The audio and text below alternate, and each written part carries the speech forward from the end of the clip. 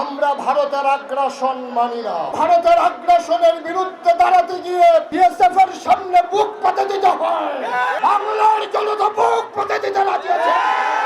আমি বাংলাদেশের হিন্দু সম্প্রদায়ের মানুষকে বলতে চাই, এই বাংলাদেশে যারা বাস করে সে হিন্দু, বৌদ্ধ, খ্রিস্টান তার মূল পরিচয় নয়, তার আসল পরিচয় হলো সে বাংলাদেশী। বাংলাদেশে হিন্দু হোক মুসলমান হোক, তা যখন ছাত্রের গা বুলেট ছুড়ে দেয় সে তখন আর সংখ্যালঘু থাকে না, সে হয়ে যায় ঘাতক।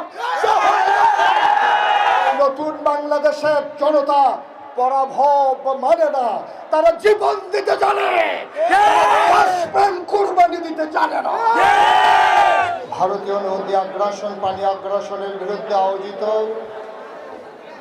আজকের এই বিশাল ছাত্র জনতার সমাবেশে উপস্থিত সুদূর ঢাকা থেকে আগত আমার হৃদয়ের গভীরতম প্রদেশে যাদের জায়গা, আমার হৃদয়ের স্পন্দন, যারা আমার দেশকে দ্বিতীয়বারের মতো স্বাধীনতার আশ্বাস দিয়েছে, আমার হৃদয়ের গভীরতম প্রদেশে যাদের জায়গা, প্রিয় সমন্বয়ক বৃন্দ, শুরুতেই স্মরণ করছি আবু সাইদ মুগ্ধ সহ রাজধানীতে পিচ করা রাজপথকে স্বাধীন বাংলাদেশ উপহার দিতে গিয়ে যারা তাদের জীবন বিলিয়ে দিয়েছে, আল্লাহ যেন তাদেরকে শহীদ হিসেবে কবুল করে।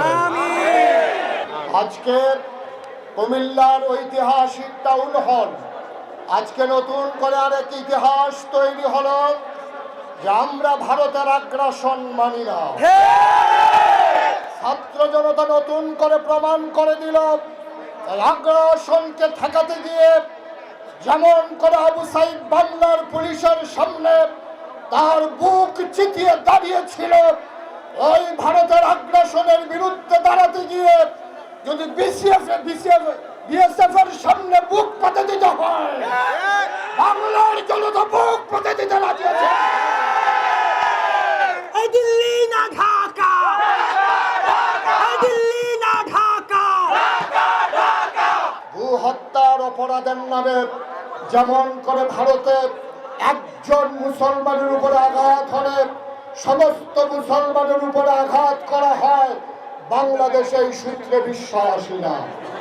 আমরা বিশ্বাস করি সংখ্যালঘু সংখ্যাগরিষ্ঠ, এই সূত্রে আমরা বিশ্বাসী না। আমি বাংলাদেশের হিন্দু সম্প্রদায়ের মানুষকে বলতে চাই, এই বাংলাদেশে যারা বাস করে সে হিন্দু, বৌদ্ধ, খ্রিস্টান তার মূল পরিচয় নয়, তার আসল পরিচয় হলো সে বাংলাদেশী।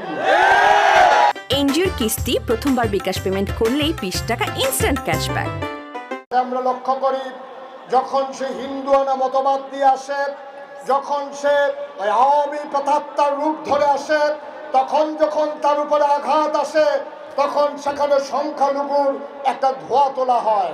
তাকে আমরা সংখ্যালঘু হিসেবে চিহ্নিত করতে চাই না। বাংলাদেশে হিন্দু হোক মুসলমান হোক, সে যখন ছাত্রের গা বুলেট ছুড়ে দেয় সে তখন আর সংখ্যালঘু থাকে না, সে হয়ে যায় ঘাতক।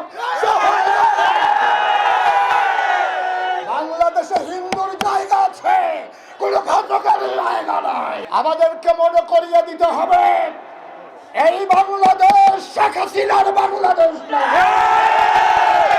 ভারতের মোদিবাবু যদি মনে করে যে ঢাকাতে বৃষ্টি হলে তিনি ছাতা ধরবেন আর দিল্লিতে বৃষ্টি হলে বাংলাদেশে ছাতা ধরার লোক পাবেন, ছাত্র জনতা দেখিয়ে দিয়েছে কেমন করে মাথা উঁচু করে দাঁড়াতে হয়। সুতরাং মনে রাখবেন এই বাংলাদেশ